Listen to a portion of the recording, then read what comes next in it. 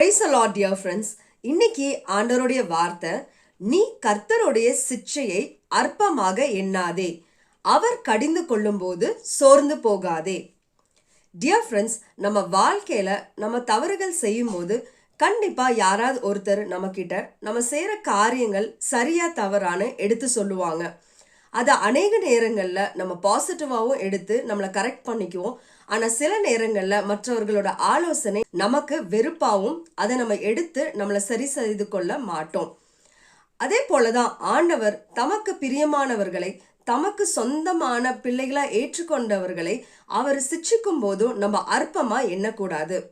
வேதத்துல வாசிக்கிற மாதிரி அவருக்கு பிரியமா இருக்கிறவங்களுக்கு தான் தேவன் சிட்சையை கொடுத்து அவர்களை நல்வழிப்படுத்தணும்னு நினைப்பாரு. வேதத்துல நம்ம வாசிக்கிற வசனம் என்ன சொல்லுதுன்னா, பாவத்தின் சம்பளம் மரணம். நம்ம தேவன் சிட்சிக்கிறப்பவே நம்ம நல்வழியை தெரிந்து கொண்டு நம்மளை மாற்றி கொண்டோம்னா நம்ம வாழ்க்கையும் ஆசிர்வாதமா இருக்கும். தேவன் சிட்சிக்கிற காரியங்கள் தேவனுக்கு பிரியம் இல்லாததுன்னு நம்ம புரிந்து கொள்ளணும். அநேக மனிதர்கள் கொண்டோ இல்லை தேவ வசனங்களை கொண்டோ இல்லை தேவ மனிதர்கள் மூலியமாவோ தேவன் பேசுறப்போ அதை என்னைக்குமே நம்ம அலட்சியமா பார்க்கக்கூடாது.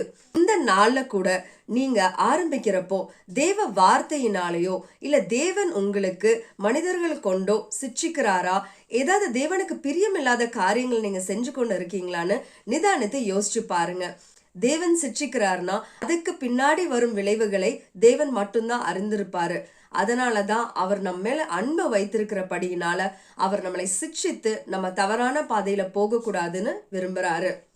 இந்த நாள நிதானத்தை யோசிச்சு பாருங்க. பாய் டியர் ஃப்ரெண்ட்ஸ், நாளைக்கு பார்க்கலாம்.